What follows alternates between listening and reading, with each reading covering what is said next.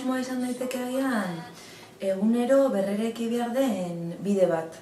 Nik uste dut bide horretan, garrantzitsua da alde batetik hausnarketa bat izatea eta atsedena, gero ere bereganatzeko indarra edo bultzada hori, patriarkatua deusestatzeko edo akatzeko. Uste dut beharrezkoa dela beste bizimodu berri bat eraikitzea. Niretzako feminismoa da gehien bat borroka bat. Borroka bat implikatzen gaituena bai norbanakoak, bai gizarte osoa, eta zure barneko baloreetan eragina izan behar duena. Niretzat feminismoa da sistema patriarkatuaren kapitalista eta heteronormatiboaren aurka borrokatzen duen borroka edo esan tresna bat da, eta berdintasuna duena helburu. Eta nik uste dut horrelako borrokak norbanakotik hasi behar da eta gero jendarteari kontzientziazioa piztu behar diogula, Nik esango nuke feminismoa dela emakumeen eta gizonen arteko berdintasunean sinesten duen filosofia eta berdintasun hori lortzeko borroka. Eta mugimendu feminista 19. mendetik hona beti saiatu dela emakumeen diskriminazioa salatzen eta gizartean halako eraldaketa bat gertatu dadin borrokatzen. Urratu izan ditu ere gehiago, azken finean emakumeak gizarteak eraginda daude eskutuko ekonomia horretan sartuak ez direlako kontsideratzen enpleguak egiten dituzten lanak, eta azken finean eskubideak ere gehiago urratzen zaizkie.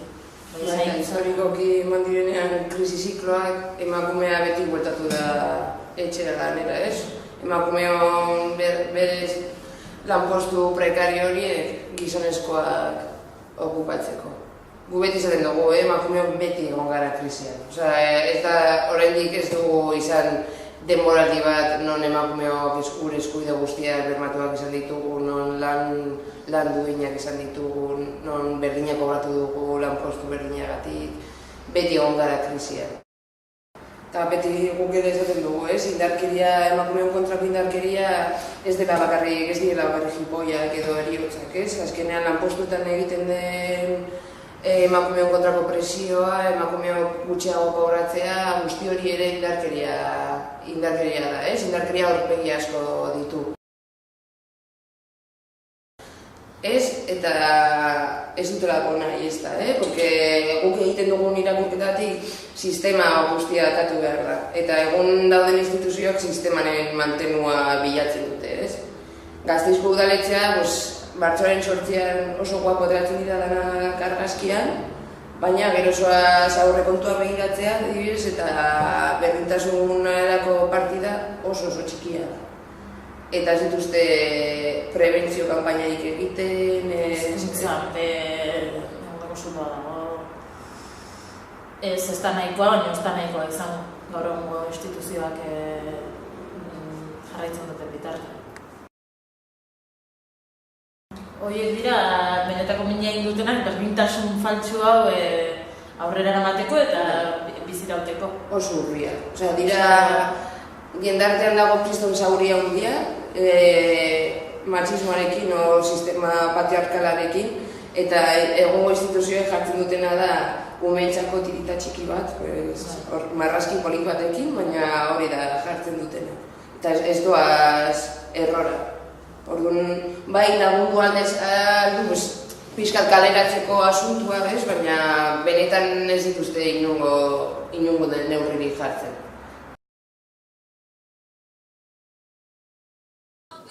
Azkenengo hamarkadetan feminismoa dela eta eskubide asko bereganatu ditugu, esparru desberdinetan, lan eremuan, eremu pribatuan, zein publikoan, familia barruan ere, kalean, gure harreman pertsonaletan. Baina aldiz ere, oraindik nik uste dut eskubide asko falta zaizkigula, bereganatu behar ditugula oraindik ere, eskubide gehiago diskriminazioa adibidez existitzen da oraindik ere.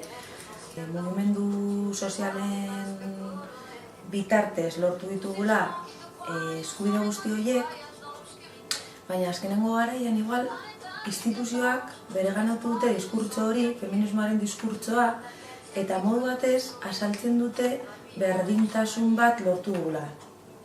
Berdintasun faltsua niretzat. Kontzientziazio maila, gure ustez berdintasun faltsu honek kriston mina egin dago, ez? Jendea ez dagoelako borroka hori oso piztuta berdintasun faltsu horretan, hezkuntza mailan oso ahaztuta dago, ez? Borroka feminista hori esaltzen digutelako berdintasun batean bizi garela eta egun emakumeak eta gizonak berdinak garela. Uste dute maila guztietan eman direla urratsak. Eman dira bai formazio mailan, gaur egun emakumeak esparru gehienetan parte hartzen dugu, unibertsitatean, badaude bai oraindik esparru batzuk non emakume oso gutxi dauden, irakaskuntzan talan, lanbideetan ere asko zabaldu dugu, bai gelditzen da enpresetan eta goi karguetan oso emakume gutxi daudela, baina urratsak toki guztietan eman dira. Nire ustez arazoa da urrats horiek ez direla finkatzen. Eta egoerak aldatzen direnean berriro atzera pausoak etortzen dira. Nire ustez aurrerapen handiak egin dira borroka feministari esker. Tamalez, krisiaren aitzakiarekin, eskubide guzti horiek murriztu egin dira. Adibide igual oraintxe bertan niretzako garrantzitsuena da abortuaren erreforma, ez? Nik uste dut hezkuntzan desiente egin dugula aurrera, gaur egun esan daiteke emakumeak oraindik ere badaude desberdintasunak, ezta irakaskuntzan arlo batzutan eta beste batzutan mutilen eta nesken artean, baina esango nuke hezkuntzan egin dugula aurrera pausorik handiena eta gaur egun oso emakume prestatua dauzkagu irakaskuntzari dagokionez.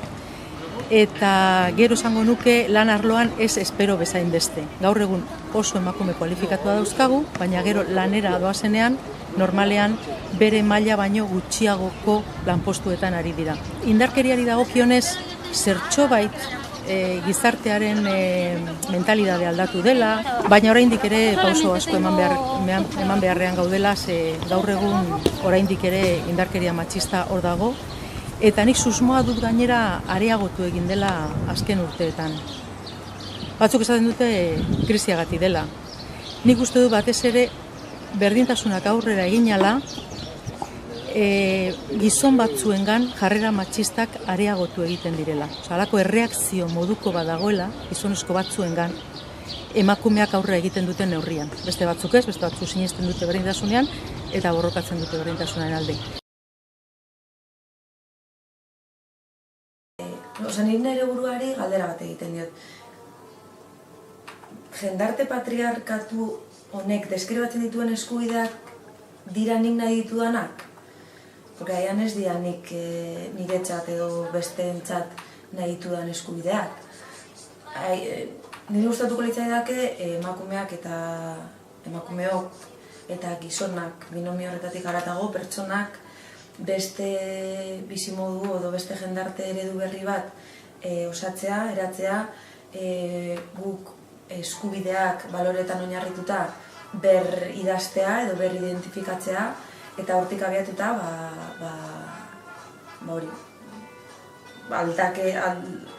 aldaketa transversala edo osoa osatzea. Orduan niretzat agian eskubide urraketarik larriena askatasun falta hori da nik erabakitzeko nola bizi nahi dudan. Niretzako okerrena da aukeratu behar duzula. Hau da, zure militantzian dedikazio bat eman nahi baldin baduzu, zure lanbide, profesioan urratsak eman nahi baldin badituzu, aukeratu behar duzu eta orduan zure esparru pertsonalean hainbat gauza ezin dituzu garatu. Emakume gehienak uko egiten diote etxez kanpoko lanari edo militantzian sakontzeari eta hori, nire kasuan kontrakoa izan da, nire ustez hori da okerrena, aukeratu behar duzula, ezin dituzula esparru guztiak nolabai garatu, gizonezko gehienek egin dezaketen bezala. Hezkuntzan adibidez, edukien aldetik beti mutilak egon dira protagonista, gu bigarren mailako protagonistak izan gara beti. Espazioa hartzeko orduan, patio orduan, beti egon gara eskina batean eta aldiz mutilak egon dira hor azuzantzak, eta gero hizkuntzan ere, hizkuntza sexista erabiltzen dela orain ere. Eta gero azkenik kalean bizi ditugun egoerak, ez? Uste dut feministo gainera beti esaten dugu norberaren egoera interesgarria bada ere, eta norberarentzat baliogarria bada ere, askoz ere interesgarriagoa dela beti emakumeen egoera orokorrean ikustea, ezta. Baina bai gazteriarekin oso arazo larria izango dugula.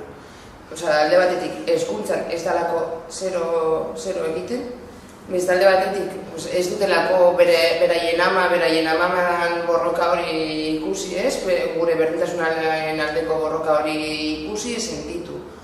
Baina hala ere esan beharra dago ere Gasteiz mailan esaterako gazte mugimendu oso indartsua sortzen ari dela eta ari direla kontzientziazio maila hori landu nahian edo. Guk eskatzen duguna eta guk esaten duguna behin eta berriz da sistema akatu behar dela. Sistema kapitalista heteropatriarkalak azken finean da urratzen dituenak eskubideak. Eta zehazki bai ematen digula igual garrantzi gehiago komunikabideei, hezkuntza, gero dago beste arlo bat sozioekonomiari dagokionez, eta gero kultura, kultura ere oso garrantzitsua ikusten dugu, baina bai borroka transbertsal bat izan behar da. Bizitzan dauden arlo guztiak jorratu behar ditugu.